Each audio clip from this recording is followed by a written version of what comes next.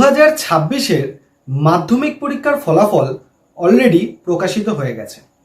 এই মুহূর্তে দাঁড়িয়ে অনেকের মধ্যেই কিন্তু একটা প্রশ্ন বারবার রয়েছে যে সে সায়েন্স নেবে, আর্টস নেবে না কমার্স নেবে, কোন স্ট্রিমটা বা কোন সাবজেক্টটায় গেলে তার নিজের জন্য একটা ভালো ভবিষ্যৎ অপেক্ষা করে রয়েছে বা একটা ভালো কেরিয়ার সে পাবে। ইতিমধ্যেই অনেকেরই মনের মধ্যে কিন্তু তারা অলরেডি ঠিক করে নিয়েছে যে সায়েন্স, আর্টস, কমার্স কে কোনটা নেবে, কে কোন সাবজেক্ট চুজ করবে। কিন্তু আজকের এই ভিডিওটা মূলত বানানো হচ্ছে তাদের জন্য যারা এখনো কনফিউশনের মধ্যে রয়েছে যে তাদের জন্য সায়েন্স, আর্টস, কমার্সের মধ্যে কোনটা নিলে বেটার হবে, এবং যদি আর্টস নেয় তার মধ্যে কোন কোন সাবজেক্ট নেবে, সায়েন্স নিলে পিওর সায়েন্স নেবে না বায়ো সায়েন্স নেবে। তো এরকম বিভিন্ন কনফিউশন এখনো কিন্তু প্রচুর স্টুডেন্টের মধ্যে রয়েছে। তো আজকের এই ভিডিওটা যদি তুমি পুরোটা দেখো তাহলে এইটুকুন অন্তত তোমার মধ্যে ক্লিয়ার হয়ে যাবে যে কিভাবে ভাবনা চিন্তা করতে হয় যে কোন স্ট্রিমটা নিলে তোমার জন্য বেটার হবে বা কোন সাবজেক্টটা নিলে তুমি হয়তো ভবিষ্যতে একটা ভালো জায়গায় পৌঁছাতে পারবে। তাই তোমাদের সবাইকে বলবো, যারা যারা মাধ্যমিক পরীক্ষায় পাশ করেছো এবং একাদশ শ্রেণীতে যেতে চলেছো, তারা কোন কোন সাবজেক্ট নিলে তোমাদের ভালো হবে এবং কোন স্ট্রিমটা নিলে তোমাদের ভালো হয়, এটা যদি তোমরা জানতে চাও তাহলে আজকের এই ভিডিওটা পুরোটা তুমি দেখো। এবং তারও সাথে বলে দিই, যদি একাদশ শ্রেণীতে তোমার সাবজেক্ট জিওগ্রাফি হয়ে থাকে তাহলে তুমি কি করবে, এই চ্যানেলটাকে সাবস্ক্রাইব করে বেল আইকন প্রেস করতে পারো। এছাড়াও তোমার মাধ্যমিক, উচ্চ মাধ্যমিক রিলেটেড বিভিন্ন ধরনের খবরাখবর, নিউজ, আপডেট এগুলো পাওয়ার জন্যও কিন্তু তুমি চ্যানেলটাকে সাবস্ক্রাইব করে বেল আইকন প্রেস করতে পারো। এবং তার সাথে সাথে আমাদের যে হোয়াটসঅ্যাপ চ্যানেল এবং টেলিগ্রাম চ্যানেল রয়েছে, যার লিঙ্ক ডেসক্রিপশন বক্সে পেয়ে যাবে, সেই দুটো জায়গায় কিন্তু অবশ্যই কানেক্ট করে যাও, ফলো করে নিও, যাতে করে কি হয় তোমরা তোমাদের কোনো রকম সমস্যা বা কোনো কিছু ডাউট হলে তোমরা ডিরেক্টলি আমার সাথে কানেকশন থাকতে পারো।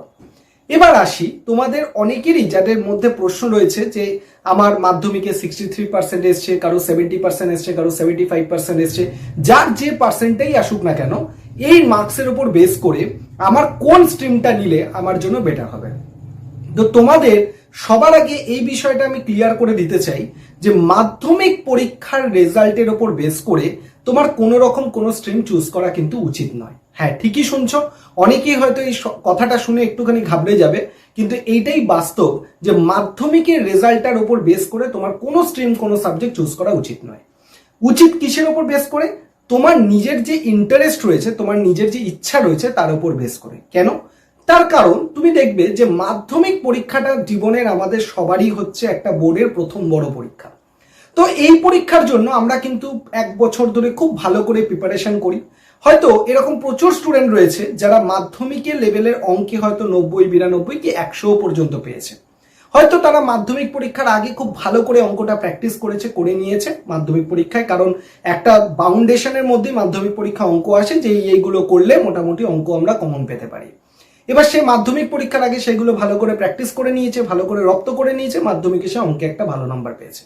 কিন্তু বেসিক্যালি মাধ্যমিকে অঙ্কে কেউ যদি 100 পায় তার মানেই যে সে সায়েন্স নেওয়ার জন্য উপযুক্ত, সেটা কিন্তু একেবারেই নয়।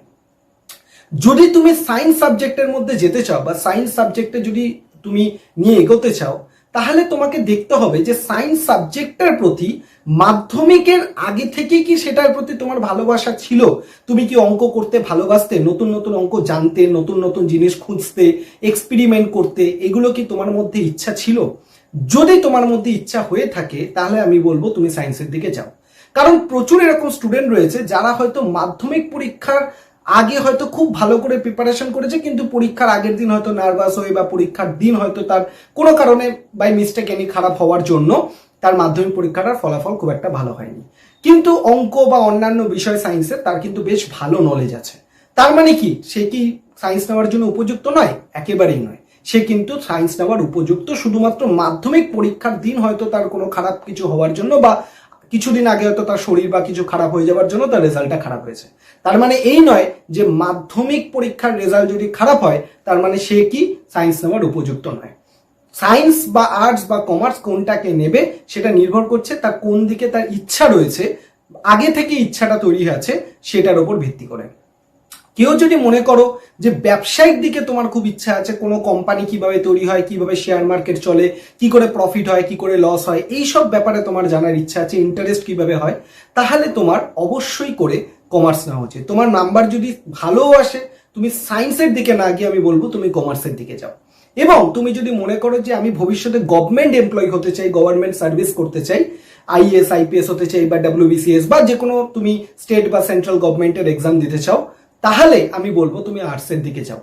কারণ তুমি ভবিষ্যতে কি হতে চাও সেইটাকে লক্ষ্য রেখেই কিন্তু তোমার স্ট্রিম বা সাবজেক্ট চুজ করা উচিত। যেমন ধরো আর্টসের দিকে ইতিহাস, ভূগোল, পলিটিক্যাল সায়েন্স, রাষ্ট্রবিজ্ঞান যেটাকে বলি, অর্থনীতি, এই সমস্ত সাবজেক্টগুলো কিন্তু কম্পিটিটিভ সেগমেন্ট বা সরকারি চাকরির পরীক্ষায় ভীষণভাবে ওয়েটেজ যেগুলোর হাই থাকে, সায়েন্সের ওয়েটেজ কিন্তু অতটাও হাই থাকে না, বিশেষ করে আইএস আইপিএস বা ডাব্লিউবিসিএস এই সমস্ত পরীক্ষাগুলোতে। তো সেক্ষেত্রে তুমি যদি একটা ভালো নাম্বার পাও সায়েন্স গ্রুপ, না সায়েন্স গ্রুপে ধরো মানে ওভারঅল টোটাল একটা ভালো স্কোর করেছো, কিন্তু তোমার টার্গেট রয়েছে আমি আইএএস বা আইপিএস হতে চাই বা ডাব্লিউবিসিএস অফিসার হতে চাই, সেক্ষেত্রেও আমি তোমাকে বলবো সায়েন্সটা নিয়ে তুমি কিন্তু আর্টসের দিকে পার্সিউ করো। কারণ তোমার নিজস্ব ইন্টারেস্ট কোথায় এবং তুমি ভবিষ্যতে কি হতে চাও সেই জিনিসটাকে মাথায় রেখে কিন্তু তোমার স্ট্রিম চুজ করা উচিত, নয় এই তোমার মাধ্যমিকের যে রেজাল্ট সেটার ওপর বেস করে কিন্তু নয়। কারণ মাধ্যমিকের রেজাল্ট ভালো হয়েছে মানে সায়েন্স, মাধ্যমিকের রেজাল্ট খারাপ হয়েছে মানে আর্টস কমার্স, এই ধারণাটা কিন্তু অত্যন্ত ভুল ধারণা। মাধ্যমিকের রেজাল্টের উপর ভিত্তি করে তোমার সায়েন্স, আর্টস, কমার্স নেওয়ার বিবেচনা করা একেবারেই ঠিক নয়। বিবেচনা করতে হবে যদি তোমার নিজের মনের মধ্যে যে ইন্টারেস্টটা রয়েছে তার উপর ভিত্তি করে। যদি তুমি দেখো যে তোমার বরাবর ডাক্তার, ইঞ্জিনিয়ারিং এইসব লাইনে যেতে তোমার খুব ইন্টারেস্ট, এগুলো নিয়ে তোমার চিন্তা ভাবনা আছে, এগুলো নিয়ে অনেক ইন্টারেস্ট রয়েছে তোমার মধ্যে, তোমার রেজাল্টটা হয়তো কোনো কারণে পরীক্ষার দিন ভালো হয়নি, সেক্ষেত্রে তুমি কিন্তু সায়েন্সের দিকে মুভ করতে পারো। তোমাদের একটা ছোট্ট কথা আমি বলে রাখি যে এরকম প্রচুর স্টুডেন্ট আছে হয়তো সায়েন্সে ভালো, আর্টসের সাবজেক্টগুলো তার থাকার জন্য, ইতিহাস ভূগোল এগুলো পড়তে ভালো লাগে না, সেই জন্য কি হয়েছে তার টোটালে নাম্বারটা কিন্তু কম হয়ে গেছে। তা বলে তুমি কি সায়েন্স নেবে না? অবশ্যই সায়েন্স নাও, কারণ তোমার সায়েন্স নেওয়াটাই তোমার ইন্টারেস্ট রয়েছে। আবার এরকম প্রচুর স্টুডেন্ট রয়েছে অঙ্কটা বা বিজ্ঞানটা ভালো লাগে না, আর্টস সাবজেক্টগুলো ভালো, সে যখন বিজ্ঞানটা ছেড়ে দিয়ে আর্টসের দিকে পুরোপুরি চলে যায়, সে কিন্তু আর্টসে ভালো নম্বর করে। তো এইরকম কোনো ভ্রান্ত ধারণা মনের মধ্যে রেখো না যে এই স্ট্রিমে গেলে আমি ভালো স্কোর, ভালো জায়গায় পৌঁছাবো, ওই স্ট্রিমে গেলে হবে না, এরকম কোনো নিয়ম নেই। তুমি যে কোনো স্ট্রিমে যদি যাও, প্রত্যেকটা স্ট্রিমে তোমার জন্য গোল্ডেন অপরচুনিটি রয়েছে, জীবনে তুমি বড় জায়গায় পৌঁছাতে পারবে। কিন্তু সেই স্ট্রিমটা বা যে সাবজেক্টটা নিয়ে পড়াশোনা তুমি ভবিষ্যতে করবে সেটার প্রতি তোমার কিন্তু অত্যন্ত কঠিন অধ্যাবসায় এবং প্রচুর মনোযোগ দিয়ে তোমাকে পড়াশোনা করতে হবে, তবেই তুমি সেই লাইনটাকে একটা কি পাবে, একটা সাকসেস তুমি পাবে। এরকম নয় যে সায়েন্স নিয়ে পড়লে মানেই কেউ সাকসেস, আর্টস কমার্স নিয়ে কেউ পড়লো মানেই তার সাকসেস নেই, এরকম কিন্তু সম্পূর্ণ ভুল কথা। তাই তুমি তোমার সাবজেক্টটা কোনটা চুজ করবে বা স্ট্রিম কোনটা চুজ করবে সেটা নির্ধারণ করবে তোমার নিজের ইচ্ছা এবং ভবিষ্যতে তুমি কি হতে চাও সেইটার উপর ভিত্তি করে। আশা করি এই ভিডিওটার মাধ্যমে তোমাদের মধ্যে আমি ক্লিয়ার করতে পেরেছি যে কোন স্ট্রিম বা কোন সাবজেক্ট নিলে তোমাদের জন্য সেটা বেটার হবে। এইবার তোমরা ঠান্ডা মাথায় নিজেরা চিন্তা ভাবনা করো যে কোন দিকে তোমার ইন্টারেস্ট রয়েছে বা কোনটা দিকে তুমি ভবিষ্যতে যেতে চাও, সেই রকম পরিপ্রেক্ষিতে তোমরা সেই সাবজেক্ট বা স্ট্রিম চুজ করো। তাহলে আশা করি তোমাদের কাছে পুরো বিষয়টা ক্লিয়ার হলো।